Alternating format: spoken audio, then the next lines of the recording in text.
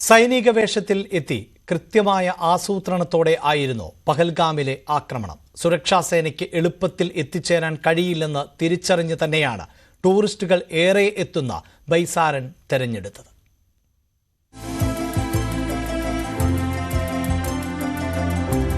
പതിവ് പോലെ ഒരു സാധാരണ ദിവസമായിരുന്നു ബൈസാരണിൽ.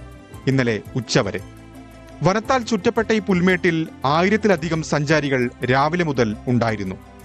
ഉച്ചയായതോടെ തിരക്ക് കൂടി. മിനി സ്വിറ്റ്സർലൻഡിലേക്ക് അവധി ആഘോഷിക്കാൻ എത്തിയതായിരുന്നു അവരെല്ലാം.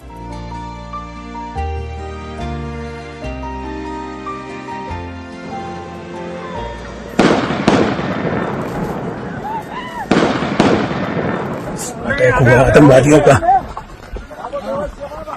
हम लोग बाल बचे हैं।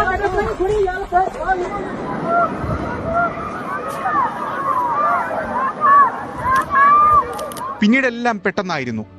2:30 വനമേഖലയിൽ നിന്ന് 5-6 പേരടങ്ങുന്ന സംഘം പുൽമേട്ടിലേക്ക് ഇറങ്ങി വന്നു. എല്ലാവരും ഒരുപോലെ സൈനിക വേഷത്തിൽ. സഞ്ചാരികളോട് പേര് ചോദിച്ച ഭീകരർ ആക്രമണം തുടങ്ങി. പുരുഷന്മാരെ തെരഞ്ഞുപിടിച്ചായിരുന്നു ആക്രമണം. ടെന്റിലൊളിച്ചവരെ പുറത്തിറക്കി വെടിവെച്ചു. പോയിന്റ് ബ്ലാങ്കിലായിരുന്നു പലരെയും നിറയൊഴിച്ചത്. ഭക്ഷണം കഴിക്കുന്നവരെയും വെറുതെ വിട്ടില്ല.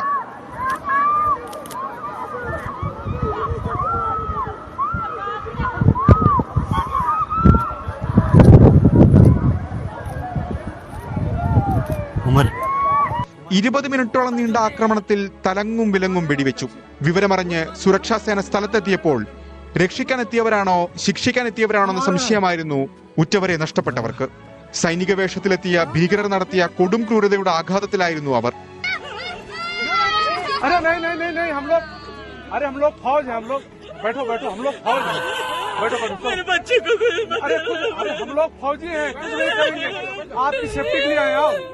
आपकी सेफ्टी के लिए आए हैं, बैठो बैठो बैठो बैठो, आपकी सेफ्टी के लिए आए हैं. हम इंडियन आर्मी हैं, बैठो. ये इंडियन आर्मी. आप लोग कहाँ से आए हो? कहाँ से आए आप लोग? आपके बच्चे कुछ नहीं करेंगे.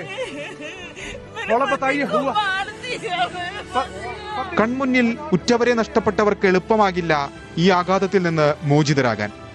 എന്നാൽ കൂടെയുണ്ടെന്ന് ഉറപ്പു നൽകുകയാണ് രാജ്യം. National desk, news 18.